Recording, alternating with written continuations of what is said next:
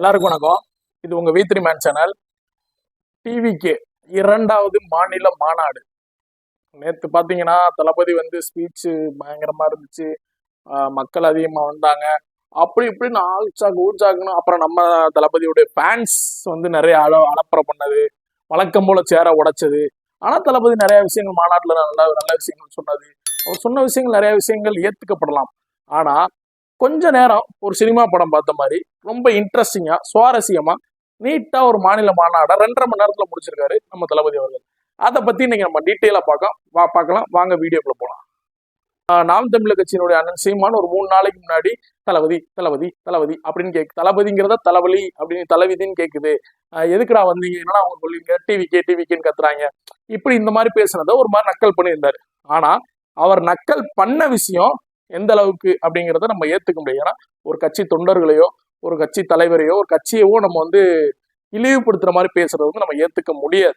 என்னதான் உங்களுக்கு கொள்கை ரீதியாக அவங்களோட முரண்பாடு இருந்தாலும் அதை நீங்க ஒரு பொது வெளியில இவ்வளவு நீங்க அந்த தொண்டர்களையும் அந்த கட்சியினுடைய தலைவரையும் அந்த கட்சியும் நீங்க இழிவுபடுத்துறது ஏத்துக்க முடியாத ஒரு விஷயம் தான். இருந்தாலும் பதிலுக்கு பதில் செய்வாங்க. நீங்க இழிவுபடுத்தினா அவங்க உங்களை இழிவுபடுத்துவாங்க. ஏன்னா சோசியல் மீடியா, அதாவது நீங்க ஒரு கட்சியை உருவாக்கி அதுல சோசியல் மீடியான்னு ஒண்ணு உருவாக்கி உங்க கட்சியை டெவலப் பண்ணிட்டு இருக்கீங்க. ஆனா அவங்க கட்சியே சோசியல் மீடியால தான் உருவாயிருக்கு. அதான் இங்க மேட்ரு. சரி, ஓகே. இப்ப நம்ம இவங்க பஞ்சாயத்தை பேச வரல. ஆனா அதாவது தளபதி அவர்கள் நிறைய விஷயம் பேசியிருந்தாங்க. பிஜேபி தான் எங்களுடைய கொள்கை எதிரி, திமுக தான் எங்கள் அரசியல் எதிரி, இந்த மாதிரிலாம் பேசுறீங்க. நாங்க என்ன கேட்கிறோம்னா, கொள்கை எதிரின்னு சொல்றீங்க பிஜேபியை. கொள்கை எந்த மாதிரியான கொள்கை எதிரி அப்படின்னு நீங்க இது நாள் வரைக்கும் சொல்லல. அதான் இங்க பிரச்சனையே. உங்களுக்கு ஒரு கொள்கை, உங்க கட்சிக்கு ஒரு கொள்கை இருக்கு அப்படின்னு சொல்றீங்க. ஆனா உங்க தொண்டர்கள் கேட்டா, நீங்க அண்ணன் சீமான் சொல்ற மாதிரி உங்க தொண்டர்கள் கேட்டா அவங்க கொள்கை என்னடா, தளபதி தளபதி தளபதி இப்படி கத்துறாங்க. இதைத்தான் பிரிச்சு கரெக்டா சொல்லுங்க அப்படின்னு நாங்க சொல்றோம். நாங்க சொல்லல, பொதுவா மக்கள் கேட்கிறாங்க. என்ன கேட்கிறாங்க அப்படின்னா, உங்களுடைய கொள்கை என்ன, எந்த கொள்கையில பிஜேபி உங்களுக்கு கொள்கை எதிரியா இருக்கு அப்படின்னு. இப்ப திமுக அவங்கள அரசியல் எதிரின்னு சொல்றீங்க. ஏன் அரசியல் எதிரியானாங்க?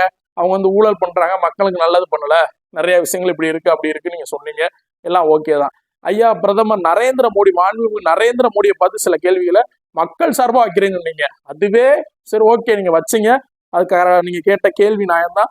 அதுக்கான பதில் அவங்க சொல்றாங்களோ இல்லையோ, அவங்க தொண்டர்கள் சில பேர் சொல்றத இந்த வீடியோ மூலமா நம்ம சொல்ல வர்றோம். என்ன சொல்ல வர்றோம் அப்படின்னா, மாண்புமிகு நரேந்திர மோடி அவர்களை பார்த்து கச்சத்தீவை மீட்டு தர சொல்லி கேட்குறீங்க. ஆனா ஏன் அந்த கச்சத்தீவு கொடுத்த காங்கிரஸை பத்தி அங்க பேச மாட்டீங்க? 100 வருஷத்துக்கு மேல ஒப்பந்தம் போட்டு அந்த கச்சத்தீவை வித்தாங்க பாத்தீங்களா காங்கிரஸ், அதை பத்தி ஒரு நாள் கூட நீங்க பேச மாட்டீங்களே. ஐயா மாண்புமிகு நரேந்திர மோடியை மீட்டு தர சொல்ற எடுத்தவங்க ஒருத்தர் நீங்க போய் மீட்க முடியாதுங்க. விஜய் அவர்கள்ட்ட ஒரு கேள்வி என்னன்னா, உங்கள்கிட்ட ஒரு இடம் இருக்கு, நீங்க ஒரு 5 சென்ட் இடம் வச்சிருக்கீங்க. அது சின்ன இடம் தான், ஒரு 10 லட்சம் ரூபாய்க்கு அந்த இதுக்கு போகுது. ஆனா நான் அதை ஒரு 10 கோடி கொடுத்து தரேன்னு சொல்றேன். ஆனா அந்த 5 சென்ட் இடம் உங்களுக்கு ரொம்ப ஒரு பொண்ணு விளையிற பூமி மாதிரி உங்க மனசுல தோணுது. அப்ப 10 லட்சம் இடத்த 10 கோடி கொடுத்து வாங்குறேன் நான் கேட்கிறேன். ஆனா நீங்க கொடுக்கவே முடியாதுன்னு சொல்றீங்க. அப்ப என்னால என்ன பண்ண முடியும்? கையெழுத்து நீங்க போட்டாதானே உங்க இடம் எனக்கு வரும். அந்த மாதிரிதான் அனாவசியமா தேவையில்லாம காங்கிரஸ் வீட்டுல தூக்கி பொருளாதாரத்துல நம்ம மக்களுக்கு இருந்த ஒரே ஒரு கச்சத்தீவை தூக்கி இலங்கைக்காரன்ட்ட கொடுத்துட்டீங்க. இப்ப அதை டிமாண்ட் வச்சு கொஞ்சம் கொஞ்சமா தான் கொண்டு வர முடியும். அதுக்கான ப்ராசஸ் போயிட்டு இருக்கு. அதை நீங்க நேரடியா கேட்டீங்க. ஓகே, சரி, பரவாயில்ல, அது வச்சு சொன்னீங்க. 2014க்கு முன்னாடி மீனவர்கள் சுட்டுக் கொல்லப்பட்டனர். அதான் கைது செய்யப்பட்டாங்க, சுட்டுக் கொல்லப்பட்டாங்க. 2014க்கு அப்புறம் சுட்டு பிடிச்ச ஒரு மீனவனை சொல்லுங்க. கைதாயிருக்காங்க. கைதாகி இப்போ ஒரு 250 பேர் கைதாகிறாங்கன்னா 250 பேருமே ரிலீஸ் ஆயிடுவாங்க கிட்டத்தட்ட ஒரு 1 மந்த்துக்குள்ள, இல்ல ஒரு 15 நாளுக்குள்ள. இது இந்த மாதிரி நடந்திருக்கா? 2014க்கு முன்னாடி கைதானவங்க பாதி பேர் வெளியே வர மாட்டாங்க, பாதி பேர் உள்ளே கிடப்பாங்க.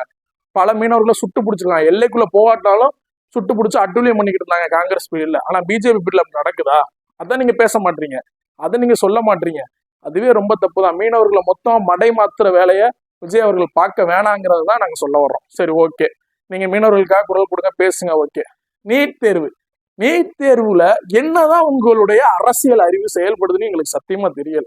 நீட் தேர்வு உச்ச நீதிமன்ற தீர்ப்பின்படி செயல்படுது. நீட் தேர்வு எல்லாத்துக்கும் இருக்கணும் அப்படின்னு சொல்லி கம்பல்சரின்னு சொல்லி உச்ச நீதிமன்ற தீர்ப்பு சொல்லியிருக்கு. நீங்க சரியான அரசியல்வாதி, ஒரு நல்ல தலைவர், மக்களுக்கு உண்மையிலே நீட் வேண்டாம், தமிழக மக்கள் வேண்டாம் நீங்க சொல்றாங்கன்னா நீங்க என்ன பண்ணிருக்கணும்? கோர்ட்ல நீங்க டைரக்டா கேஸ் ஃபைல் பண்ணுங்க. எவ்வளவு கேஸ் உங்க கட்சியில இருந்து ஃபைல் பண்ணிருக்கீங்க நீட் வேண்டான்னு? அதை ஃபைல் பண்ணி கோர்ட்ல போய் கேளுங்க. கோர்ட்ல கேட்க வேண்டிய விஷயத்த நீங்க சென்ட்ரல் கவர்மெண்ட் கிட்ட கேட்டுக்கிட்டு இன்னும் நீங்க படம் காட்டிக்கிட்டு சீன் காட்டுறது எந்த மாதிரி ஒரு நியாயமான ஒரு விஷயம்னு சொல்லி முதல்ல உங்களுக்கு எழுதி கொடுக்குற ஸ்கிரிப்ட் ரைட்டர்கிட்ட கரெக்டா எழுதி கொடுக்க சொல்லுங்க. அதாவது அப்படியே அவர் எழுதி கொடுத்தாலும் அதை கொஞ்சம் கிராஸ் செக் பண்ணுங்க. அதைத்தான் நாங்க சொல்ல வரோம். நீங்க பேசுனது எல்லாமே நல்லா இருக்கு, உங்க விஜய் உங்களோட நான் வர்றேன் அப்படி பேசுறது எல்லாமே நல்லா இருக்கு. நானும் ஒரு மிகப்பெரிய பேசுறீங்க. RSS சுய ஒழுக்கம், RSS சங்கத்தை பத்தி உங்களுக்கு என்ன தெரியும்? ஜான் ஆரோக்கியசாமி எழுதி கொடுத்தானா அப்படியே பேசுறீங்களா? RSS பத்தி உங்களுக்கு என்ன தெரியும்? அதுல சுய ஒழுக்கம் என்ன தெரியும்? 100 வருஷமா ஒரு சங்கம், ஒரு இயக்கம் 100 வருஷமா எந்த ஒரு பிரச்சனையும் இல்லாம உடையாம யாராலையும் அதை பேன் பண்ண முடியாம 100 வருஷமா ஒரு இயக்கம் இயங்கிட்டு இருக்குன்னா அது RSS தான். அப்படிப்பட்ட இயக்கத்தை குறை சொல்லிட்டு அசால்ட்டா கடந்து போறீங்க. என்னங்க பேசுறீங்க? RSS நினைப்பு உங்களுக்கு என்ன மாதிரி இருக்கு? இல்ல உங்க மனசுல எந்த மாதிரி விதைக்கிறாங்க RSSன்னு? பிஜேபினால இந்துத்துவா அப்படி இப்படின்னு சொல்லிட்டு உங்க மனசுல தூண்டி உங்களையும் சாதாரண அரசியல்வாதியாக்க தான் ட்ரை பண்றாங்க. அது ஏன் உங்களுக்கு புரிய மாட்டேது? நீங்க கம்பல்சரியா ஒரு நல்ல தலைவரை உருவாக்கணும் அப்படின்னு உங்களுடைய ரசிகர்களா நிறைய பேருக்கு கோரிக்கை வைக்கிறாங்க. ஆனா நீங்க சில பேர் பேச்சை கேட்டுக்கிட்டு, ஸ்கிரிப்ட் ரைட்டர்ஸ் பேச்சை கேட்டுக்கிட்டு இது பண்ணிட்டு போறது எந்த விதத்துல நாங்க சிங்க வேட்டையாடத்தே வருன்றீங்க. தேர்தல் பிரச்சாரத்துக்கு மட்டும் வர்றதுக்கு பேரு சிங்க வேட்டையாட வர்றதுக்கான அர்த்தம் இல்ல. மக்களோட மக்களா களத்துல நின்று எல்லா பிரச்சனைக்கும் போராடணும். நீங்க பிரச்சாரத்துக்கு மட்டும்தான் வருவீங்கிறதான் நீங்க வேட்டையாட வருவீங்கிற மாதிரி சொல்றீங்க. அப்ப மக்களோட பிரச்சனைக்கு வாங்க. நீங்க வந்தா கிரௌடு சேர்ந்துருன்னு சொல்றீங்க. வந்தா சேரட்டுமேங்க. தூய்மை பணியாளர்கள் அந்த பிரச்சனை நடந்துச்சு, நீங்க அன்னைக்கு வந்திருந்தீங்கன்னா கிரௌடு சேர்ந்துருக்கும்ல, அவங்களுக்கு என்ன பிரச்சனை தெரிஞ்சிருக்கும்ல, அவங்க பிரச்சனையை தீர்க்கறதுக்கான ஒரு வழியா விஜய் இருந்திருப்பார்ல. அந்த இடத்துல கிரௌடு சேர்ந்துட்டு போதே, தப்பு இல்லையே. அவங்க அடி வாங்காமையாவது இருந்திருப்பாங்கல்ல. அதை பண்ணுங்க. அந்த மாதிரி பண்ணி உங்களுடைய அரசியலை நீங்க பண்ணலாம். அதை விட்டுட்டு உள்ள நகர்த்தி கொண்டு போறீங்க. அதே மாதிரி பிஜேபியினுடைய ஒரே ஒரு கேள்வியை நீங்க கடைசியா என்ன சொன்னீங்க? இஸ்லாமியர்களுக்கு எதிரான சதி செய்யற வேலையை தான் நீங்க பண்றதுக்காக 3வது முறை ஆட்சி கட்டில வந்திருக்கீங்களா அப்படின்னு பிரதமர் ஐயா மோடியை பார்த்து நீங்க கேட்குறீங்க. எந்த இடத்துலயாவது இஸ்லாமியர்களுக்கு அவர் எதிராக வேலை செஞ்சாரு, இஸ்லாமியர்களுக்கு எதிராக பண்ணியிருக்காரு, இஸ்லாமியர்கள் அவர் எதுலையுமே சேர்க்கல, இந்த நாட்டுல இஸ்லாமியர்கள் இருக்கக்கூடாது அப்படின்னு பிஜேபியில இருந்தோ யாராவது சொல்லியிருக்காங்களா அப்படின்னு உங்களால யார்கிட்ட உங்களை அதை சொல்ல முடியுமா? சொல்லுங்க. எல்லா இடத்துலையும் அனைவரும் சமம், எல்லா மக்களும் ஒண்ணு, இது இந்தியா மத நல்லிணக்க நாடுங்கிறத ப்ரூவ் பண்ணிக்கிட்டு இருக்கிறதே இந்த 10 வருஷம் 12 வருஷ காலத்துல பிஜேபி தான். ஒருத்தனை தாழ்ந்தவன் சொல்லுவான், ஆனா அவனை தூக்கி உயரத்துல உட்கார வச்சு இவன் நீ தாழ்ந்தவன் கிடையாது, நீ அனைவருக்கும் சமமானவன் அப்படின்னு சொல்லி புரிய வச்சது பிஜேபி தான். ஒரு தமிழனை குடியரசுத் தலைவர் ஆக்குனது பிஜேபி தான். துணை குடியரசுத் தலைவரா இன்னைக்கு நிக்க வைக்கிறதும் பிஜேபி தான். ஒரு தாழ்த்தப்பட்ட இனத்துல இருந்து ஒரு பெண்மணிக்கு குடியரசுத் தலைவர் பதவி உச்சகட்ட பதவியில உட்கார வச்சு அழகு பார்த்தது பிஜேபி தான். இப்படி ஒவ்வொரு விஷயமும் பார்த்து பண்ணிக்கிட்டு இருக்க பிஜேபி, தமிழர்களுக்கு அனைத்து செஞ்சுக்கிட்டு இருக்க பிஜேபியை பார்த்து தாமரை தண்ணியிலே ஒட்டுறதில்ல, தமிழ்நாட்டு மக்களோட மனசுல ஒட்ட போதான்னு கேக்குறீங்க. ஏங்க தாமரை எதுக்குங்க தண்ணியில ஒட்டணும்?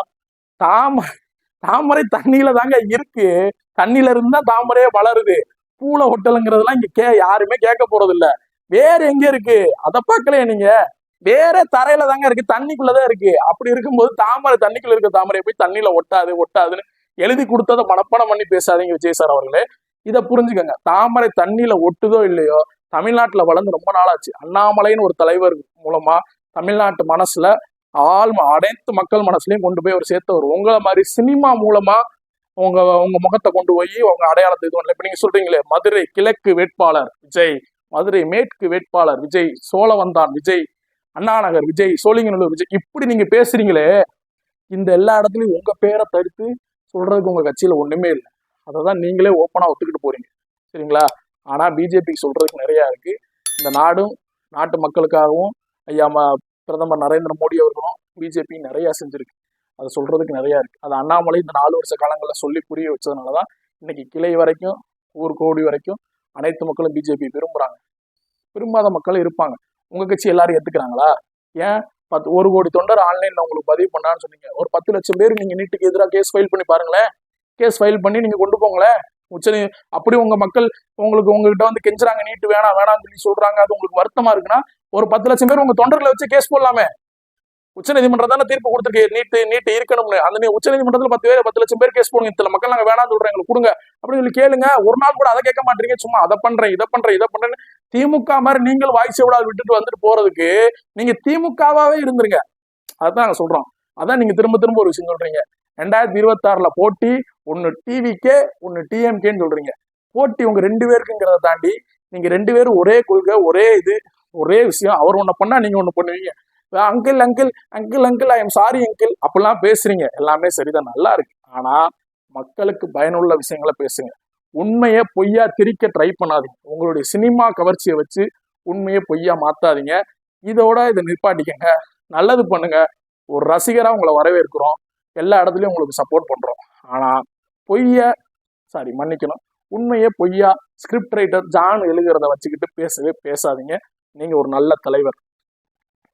30 வருஷமா நற்பணி மன்றம் வச்சு ஒரு நல்ல தலைவராக இருந்திருக்கீங்க.